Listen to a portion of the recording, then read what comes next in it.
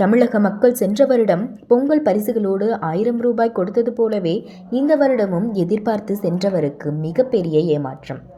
பொங்கல் பரிசாக 1 கிலோ சர்க்கரை, 1 கிலோ பச்சரிசி, முந்திரி, ஏலக்காய் உள்ளிட்ட பொருட்கள் மட்டுமே பொங்கல் பரிசாக வழங்கப்பட்டுள்ளது.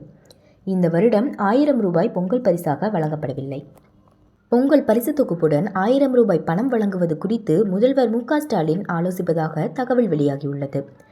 பணம் வழங்காததற்கு எதிர்க்கட்சிகள், கூட்டணி கட்சிகள் அதிருப்தி தெரிவித்துள்ளனர். இதையடுத்து அதிகாரிகளுடன் ஆலோசனையில் ஈடுபட்ட முதல்வர் வேறு ஏதேனும் திட்ட செலவை குறைத்து பணம் வழங்கலாமா என ஆலோசித்துள்ளார். இது தொடர்பான அறிவிப்பு ஆலோசனை கூட்டத்தொடரில் வெளியாகலாம் என கூறப்படுகிறது. இந்நிலையில் கூகுளில் பொங்கல் பரிசு பொருட்களோடு 1000 ரூபாய் வழங்கப்படுவதாக குறிப்பிடப்பட்டுள்ளது. ஆனால் இன்று வரை தமிழக மக்களுக்கு பொங்கல் பரிசாக பச்சரிசி, சர்க்கரை, ஒரு முழு கரும்பு மட்டுமே வழங்கப்பட்டுள்ளது. இதுவரை 1000 ரூபாய் பணம் கொடுக்கவில்லை.